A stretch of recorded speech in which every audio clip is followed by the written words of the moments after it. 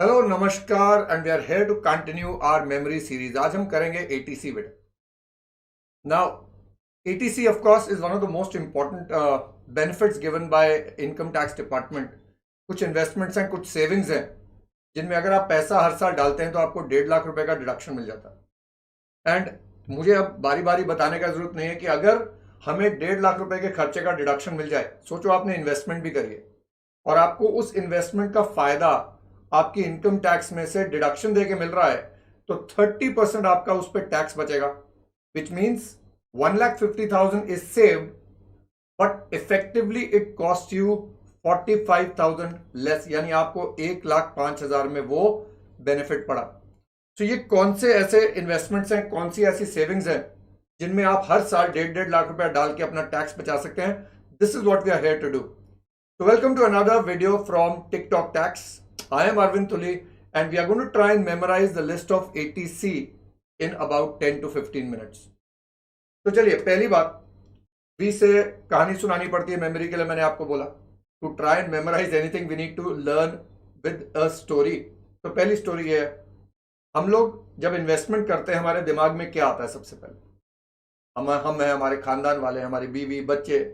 I know आप लोगों में से कई के अभी नहीं होंगे पर आएंगे।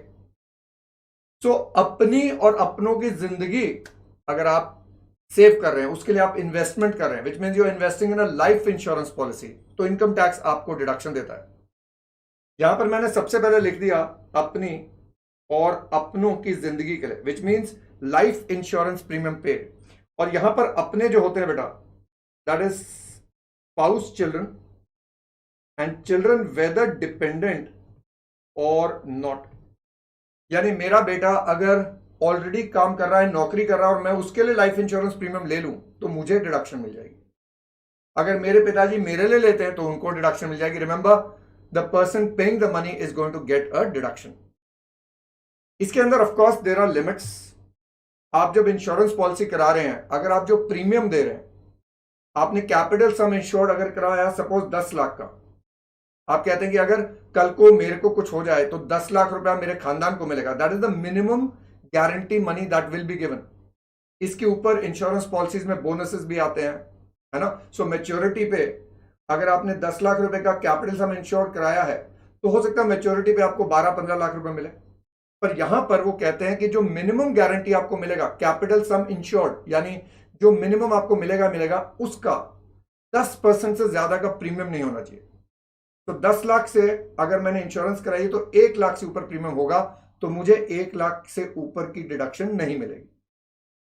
अगर पॉलिसी 1/4/12 से पहले की है तो 20% मिला करती थी, और अगर पॉलिसी 1/4/13 के बाद है और जिसके लिए आपने पॉलिसी ली या तो वो डिसेबल्ड है या कोई एक खतरनाक बीमारी है जो लेट्स से स्पेसिफाइड डिजीज है, कैंसर है, एड्स है, ऐसी कोई स्पेसिफाइड डिजीजेज है, ऐसे बंदे के लिए आपने लाइफ इंश्योरेंस कराया तो वो 15% तक आपको मिलता है। सो 1/4/12 के बाद नॉर्मल 10% तक मिलेगा प्रीमियम का deduction.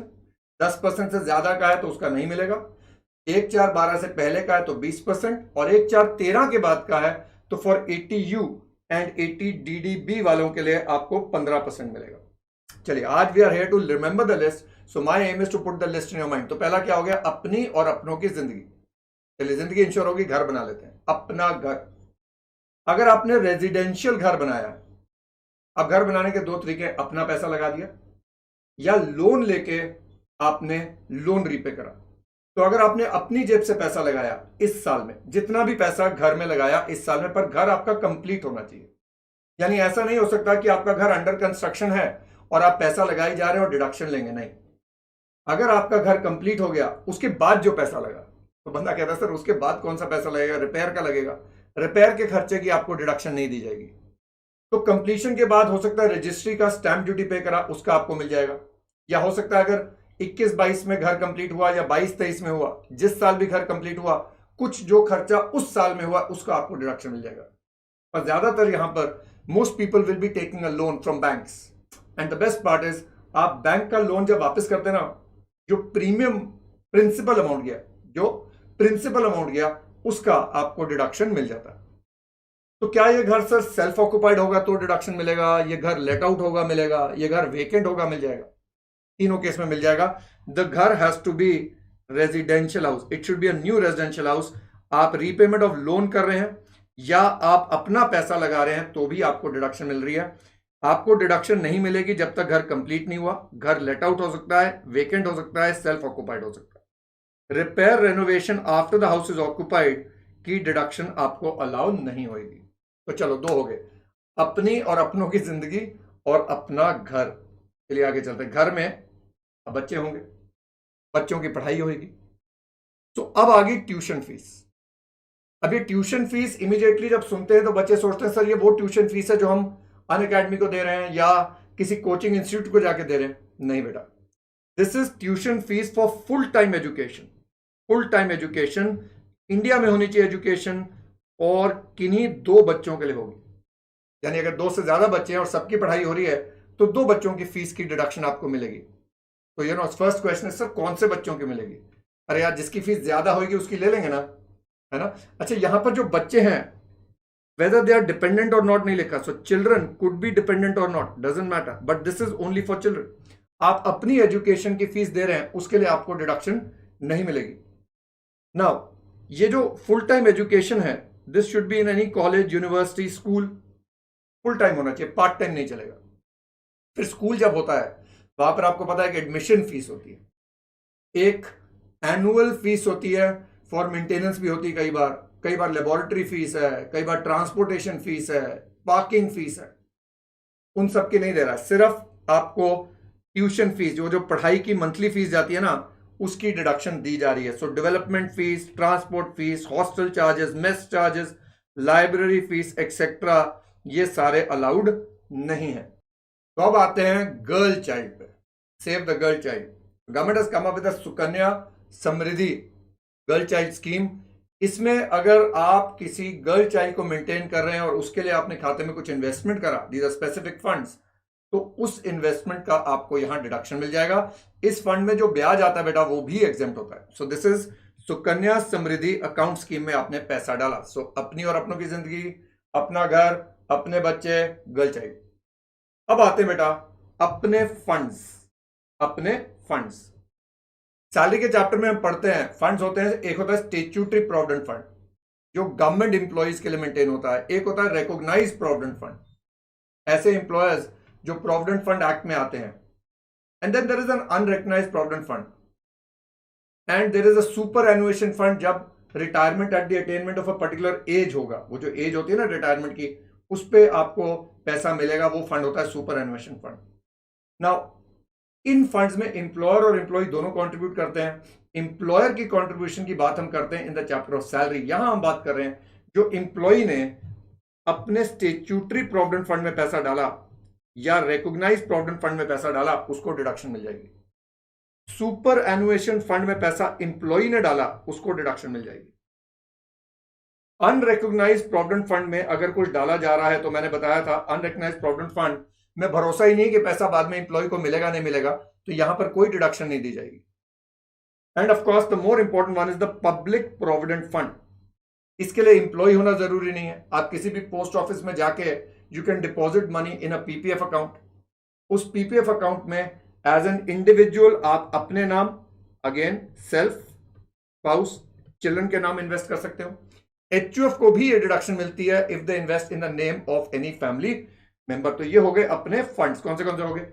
Employees contribution to statutory provident fund, recognised provident fund, superannuation fund and anyone's contribution to PPF, क्योंकि पीपीएफ के लिए एम्प्लॉय होना जरूरी नहीं है।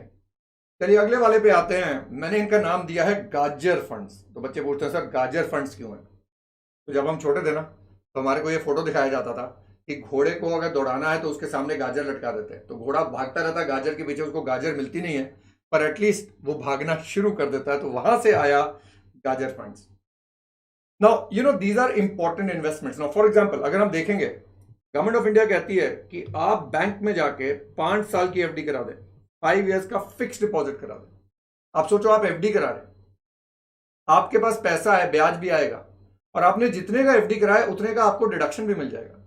इससे देखो दो फायदे हो रहे हैं। एक, पूरे इंडिया में जितने लोग रिटर्न्स भरते हैं इंडिविजुअल्स, अगर वो सारे 1.5 लाख की एफडी साल की करा दें तो बैंक्स के पास कभी पैसे का कमी नहीं होगा।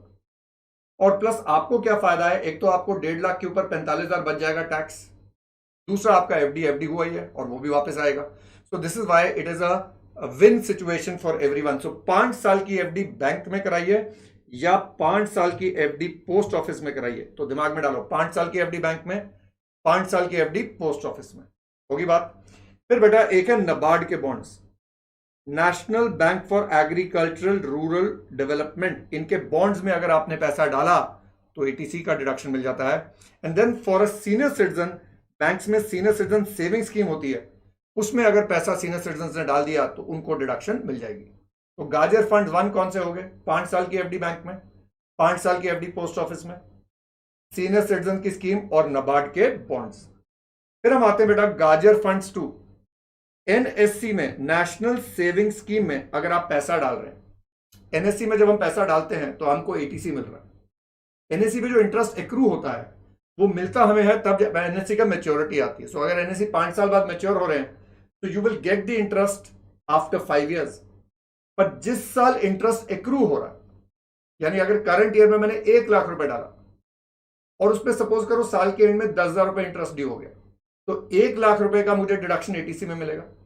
जो 10,000 का इंटरेस्ट एक्रू हुआ that will go as income from other sources and that is deemed to be reinvested, यानी वो इंटरेस्ट दोबारा से एटीसी में इन्वेस्टेड मान लिया जाएगा, तो आपको 1,10,000 का टेक्निकली डिडक्शन मिल जाएगा। अगले साल आपको अगर 11,000 का ब्याज आता है, मतलब ब्याज पे भी ब्याज आ रहा है, तो अगले साल वो 11,000 का ब्याज आपका अदर सोर्सेज का इनकम होएगा and that will also deem to be reinvested, यानी आपको एटीसी का डिडक्शन 11,000 का मिल जाएगा। So national saving scheme. And now look at the master stroke, infrastructural development के लिए कई कंपनीज हैं जो रोड्स बना रही हैं, हाईवेज बना रही हैं, गवर्नमेंट इनको अप्रूव कर देती है, इनको एटीसी का रजिस्ट्रेशन दे देती है, और उसके बाद जब ये पब्लिक इशू निकालते हैं ना शेयर्स और डिबेंचर्स का, तो आपको बोला जाता है इनके शेयर्स और डिबेंचर्स खरीद लीजिए और आपको एटीसी का बेनिफिट दे रहे हैं। Now this will help infrastructure development companies to raise money, and तुम्हारे हाथ में तो 5 उंगलियां घी में ही हैं, शेयर्स भी मिल गए, डिबेंचर भी आ गए, पैसा भी इन्वेस्ट हो गया, टैक्स भी बच गया। तो this is another one. Then of course सही है म्यूचुअल फंड के यूनिट्स, म्यूचुअल फंड के अप्रूव यूनिट्स होते हैं, एडवर्टाइजमेंट्स आती हैं, उनमें आप इन्वेस्टमेंट करोगे तो आपको एटीसी मिल जाएगा। Then there are pension schemes of national housing bank and mutual fund, mutual funds की पेंशन स्कीम्स भी आती हैं। नेशनल हाउसिंग बैंक है which refinances lot of other banks, उनकी पेंशन स्कीम्स आती हैं, उनमें आप इन्वेस्टमेंट करोगे तो आपको एटीसी मिल जाएगा। Now you can see through this route the government is insuring that there is a constant flow of money to the mutual funds, to the NHB, to the banks. So therefore ATC is not only important कि वो 1.5 लाख रुपए की deduction दे रहा, but it was also keeping the economy in circulation। और फिर एक and में आया था, लेटली आया, अगर सेंट्रल गवर्नमेंट और अब स्टेट गवर्नमेंट हो गया, सेंट्रल और स्टेट गवर्नमेंट के एम्प्लॉइज हैं और वो tyre 2 account of pension scheme जो ATCCD वाली स्कीम है, उसमें एक टायर 2 वॉलंटरी इन्वेस्टमेंट होता है पेंशन स्कीम में। टायर 1 वालों की जो इन्वेस्टमेंट होती है that is eligible for ATCCD, tyre 2 वाली उन्होंने बोला सिर्फ सेंट्रल और स्टेट गवर्नमेंट एम्प्लॉइज के लिए। अब आपको पेंशन स्कीम है, 3 साल का मिनिमम पीरियड है, आप इन्वेस्ट करोगे तो आपको डिडक्शन मिल जाएगी। No these are the latest ones. तो फटाफट, एक क्या था, अपनी और अपनों की जिंदगी, अपना घर, अपने बच्चे ट्यूशन फीस आ गया, गर्ल चाइल्ड आ गया, Sukanya Samriddhi girl account scheme हो गया, फिर आ गया अपने fund, statutory provident fund, recognise provident fund, superannuation fund, employee का कंट्रीब्यूशन पब्लिक प्रोविडेंट फंड में, फिर आ गया आपका गाजर फंड्स 5 साल की एफडी बैंक में, 5 साल की एफडी पोस्ट ऑफिस में, senior citizen account scheme, NABARD funds, NABARD bonds खरीदे आपने, फिर गाजर फंड्स 2 आ गया, एनएससी आ गया, इंफ्रास्ट्रक्चर कंपनी के शेयर्स और डिबेंचर्स आ गया, म्यूचुअल फंड्स आ गया, pension scheme of NHB and mutual fund आ गया, और एक tier 2 account of the central और state government employee to the pension scheme, new pension scheme. इसके अलावा कुछ पुरानी LIC पॉलिसीज चल रही हैं, those are not really important for the paper, but अगर पेपर में एक वर्ड यूज करा गया टैक्स सेवर बॉन्ड्स, तो आपको याद होना चाहिए कि ये भी ATC की लिस्ट की बात कर रहा है। यूलिप है, यूनिट लिंक्ड इंश्योरेंस प्लान्स है, तो ये सारे पुराने प्लान्स चल रहे हैं, उनमें इन्वेस्टमेंट करी हुई है तो आपको डिडक्शन मिल रही है। So I hope this video helped you go through the list of ATC ones and उम्मीद कर रहा हूं आपसे याद हो गया. If yes, please write a comment and please tell us if it help you. नमस्कार. Unacademy. Let's crack it.